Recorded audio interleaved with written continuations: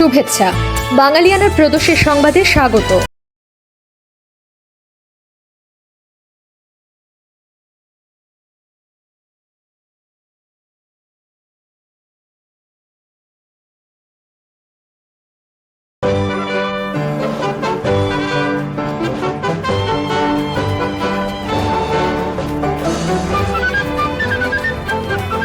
পুরো বিজয়ের মাস জুড়ে দেখুন বাঙালিয়ানার বিশেষ আয়োজন। শুরুতেই শুনে নিচ্ছি সংবাদ শিরোনাম। 17 বছর পর দেশে ফিরলেন তারেক রহমান। বললেন দেশের সব ধরনের মানুষকে নিয়ে নিরাপদ বাংলাদেশ গড়ে তুলতে চান। এবার অন্যান্য সংবাদের সঙ্গে বিস্তারিত।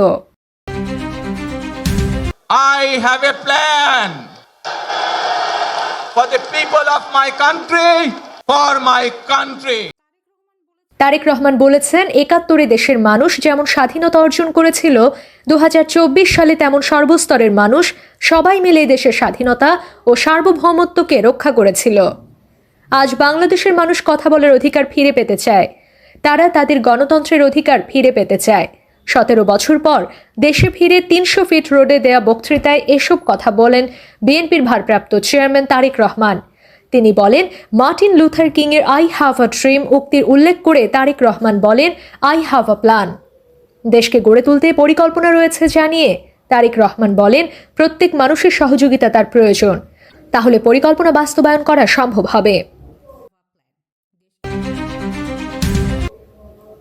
লক্ষ্মীপুরে এক বিএনপি নেতার ঘরে আগুনে তার 8 বছরের ছোট মেয়ের মৃত্যুর পর বড় মেয়েও মৃত্যুর কাছে হার মেনেছে। 17 বছর বয়সী সালমা আক্তার স্মৃতি শরীরে 90% দগ্ধ নিয়ে জাতীয় বার্ন প্লাস্টিক সার্জারি ইউনিটের আইসিইউতে চিকিৎসাধীন ছিলেন। পরে 24 ডিসেম্বর বুধবার রাতে সেখানেই তিনি মারা যান বলে রাত 1টার দিকে লক্ষ্মীপুরের অতিরিক্ত পুলিশ সুপার হোসাইন মোহাম্মদ রায়হান কাজিমি জানান। অভিযোগ রয়েছে, 19 ডিসেম্বর রাতে ভবানীগঞ্জের চরমনসা গ্রামের সুতার গোপ্তা এলাকায় দরজায় তালা লাগিয়ে পেট্রোল ঢেলে বেলালের বসতঘরে অগ্নিসংযোগ করা হয়। এতে দগ্ধ হয়ে মারা যায় বেলালের ছোট মেয়ে আয়েশা আক্তার।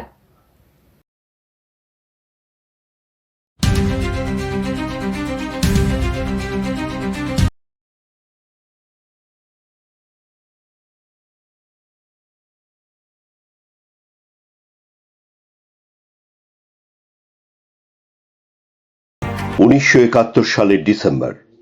ধীরে ধীরে বৃদ্ধি পাচ্ছিল বাংলার মুক্তাঞ্চলের মানচিত্র। অবস্থা বেগতিক দেখে পাকিস্তানি হানাদার বাহিনীও বাড়াচ্ছিল হিংস্র নৃশংসতার থাবা। রক্তাক্ত সেই সময়েই অস্ফুটে বেজে চলছিল বিজয়ের গান। সারা বিশ্বের ইথারে ইথারে উচ্চারিত হচ্ছিল বজ্র নির্ঘোষে একটি নাম, যে নাম মাথা নত করতে জানে না। রক্ত স্নাত সে নাম বাংলাদেশ। বাংলার পূর্ণ বিজয়ের ক্ষণগণনায় আজ 25শে ডিসেম্বর। এদিন প্রধানমন্ত্রী তাজউদ্দিন আহমেদ বঙ্গভবনে সাংবাদিকদের সঙ্গে আলোচনাকালে বলেন, বাংলাদেশ সবার সঙ্গে শান্তিপূর্ণ অবস্থান চায়। তিনি নতুন রাষ্ট্রকে স্বীকৃতি দানের জন্য সব দেশের প্রতি আহ্বান জানান। চীন ও বাংলাদেশের মধ্যে সম্পর্ক প্রসঙ্গে প্রধানমন্ত্রী বলেন, কোনো দেশের সঙ্গে শত্রুতার কোনো কারণ নেই। বাংলাদেশ একটি স্বাধীন ও সার্বভৌম রাষ্ট্র হিসাবে আত্মপ্রকাশ করেছে। এই বাস্তব সত্যটিকে মেনে নেওয়ার জন্য প্রধানমন্ত্রী সকল রাষ্ট্রের প্রতি আহ্বান জানান। তিনি বলেন, জাতির সামনে প্রধান দায়িত্ব হচ্ছে দেশের বিপর্যস্ত অর্থনীতির পুনর্গঠন এবং ভারতে আশ্রয় নেওয়া বাংলাদেশ শরণার্থীদের পুনর্বাসন। বাংলাদেশে অন্তর্বর্তীকালীন জাতীয় সরকার গঠনের জন্য ন্যাপ প্রধান যে প্রস্তাব দিয়েছে সে সম্পর্কে তিনি বলেন, জাতীয় সরকার সবসময় নির্বাচিত প্রতিনিধিদের নিয়ে গঠিত হয়। এদিন ভারতীয় প্রধানমন্ত্রীর বিশেষ দূত ডিপি ধর বঙ্গভবনে বাংলাদেশের প্রধানমন্ত্রী তাজউদ্দিন আহমেদের সঙ্গে সাক্ষাৎ করেন। আন্তর্জাতিক রেড ক্রস সমিতির একটি বিমান ঔষধপত্র, বিভিন্ন সাহায্যদ্রব্য ও রেড ক্রস কর্মীদের নিয়ে ঢাকা পৌঁছায়। স্বাধীন বাংলাদেশে আন্তর্জাতিক রেড ক্রসের সাহায্যবাহী এটাই প্রথম বিমান। পুলিশ ডিরেক্টরেট এক প্রেস বিজ্ঞপ্তিতে বলা হয়, দখলদার পাকিস্তান বাহিনীর আরও বহু দোসর গ্রেফতার হয়েছে।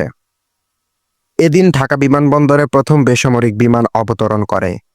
ইন্ডিয়ান এয়ারলাইন্সের একটি যাত্রীবাহী বিমান ভারতীয় জ্যেষ্ঠ সরকারি কর্মকর্তাদের নিয়ে ঢাকায় পৌঁছায়। ইন্ডিয়ান এয়ারলাইন্স কর্মকর্তা সাংবাদিকদের জানান যে এখন থেকে প্রতিদিন কলকাতা ঢাকা একটি ফ্লাইট তারা চালু করেছেন। বঙ্গভবনে ভারত বাংলাদেশ বিশেষজ্ঞ সভায় সিদ্ধান্ত হয় যে বাংলাদেশের জরুরি প্রয়োজন মেটাবার জন্য ভারত বাংলাদেশকে অপরিশোধিত তেল সরবরাহ করবে। সরকার 1 জানুয়ারি থেকে সমস্ত ব্যাংকের স্বাভাবিক কার্যক্রম চালু করার এবং সংশ্লিষ্ট বিধিনিষেধ জারি করে।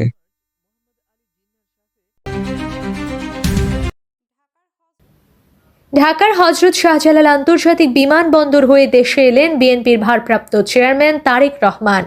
25 ডিসেম্বর বৃহস্পতিবার বেলা 11:39 তারেক রহমানকে বহনকারী বাংলাদেশ বিমানের ফ্লাইটটি বিমানবন্দরে অবতরণ করে। তারেক রহমান ও তার পরিবারকে স্বাগত জানাতে বিমানবন্দর এলাকায় অবস্থান করছিলেন বিএনপির নেতাকর্মীরা। তারেক রহমানের সঙ্গে রয়েছেন তার স্ত্রী জুবাইদা রহমান ও মেয়ে জাইমা রহমান। লন্ডন থেকে তারেক রহমানকে বহনকারী ফ্লাইটটি প্রথমে সিলেটে যায়, এরপর ঢাকায় অবতরণ করে। 17 বছর পর দেশের মাটিতে পা দিলেন তারেক রহমান।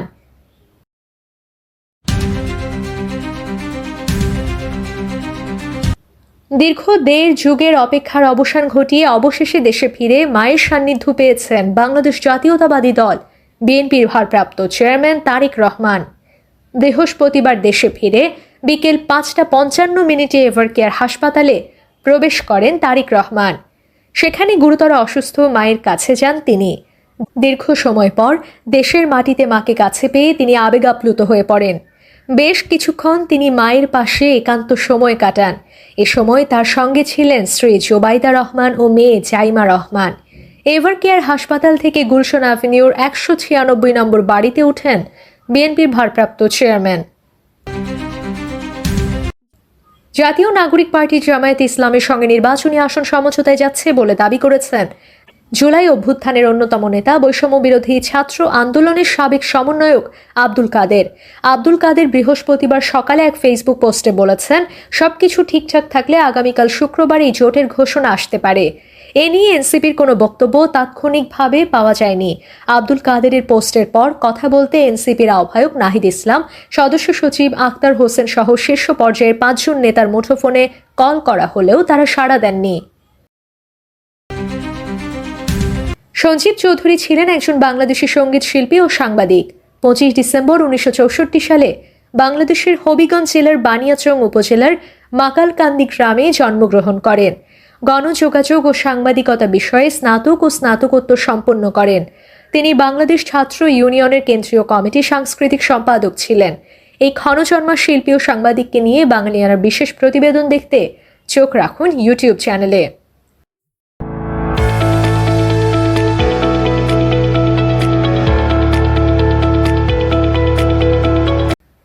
দেশের পুঁজি বাজারের ইতিহাসে সবচেয়ে নিষ্ক্রিয় একটি বছর অতিবাহিত হতে যাচ্ছে 2025। পুরো বছর জুড়ে ক্ষুদ্র বিনিয়োগকারীদের কাছ থেকে 1 টাকাও বিনিয়োগ আসেনি পুঁজি বাজারে। বছরের বাকি দিনগুলোতে নতুন অর্থের যোগান আসার কোনো সম্ভাবনাও নেই, কেননা নিয়ন্ত্রক সংস্থা বাংলাদেশ সিকিউরিটিজ অ্যান্ড এক্সচেঞ্জ কমিশনের কাছে কোনো কোম্পানির প্রাথমিক গণপ্রস্তাবের আবেদনও জমা পড়েনি। আর এই সময়ের মধ্যে কেউ আবেদন করলেও তা অনুমোদন ও বিনিয়োগের প্রক্রিয়া বাস্তবায়ন সম্ভব নয়। অথচ বিনিয়োগকারীর সংখ্যা বিবেচনায় বাজার অংশীদারিত্বে 80%ই ক্ষুদ্র বিনিয়োগকারী। শুধু আইপিও নয়, পুরো বছর জুড়ে ক্ষুদ্র মাঝারি শিল্পের কোনো কোম্পানিও কোয়ালিফাইড ইনভেস্টর অফারের মাধ্যমে পুঁজি বাজার থেকে অর্থ সংগ্রহ করতে আগ্রহ দেখায়নি।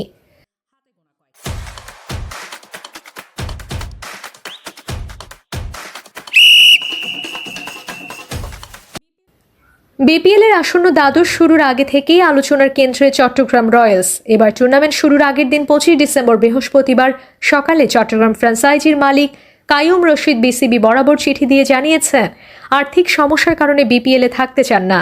শুরু থেকেই বিভিন্ন আচরণগত সমস্যার কারণে দলটি অনেকের সন্দেহের আওতায় ছিল। বাঙালিয়ানা প্রদর্শের সংবাদ শেষ হলো। ধন্যবাদ।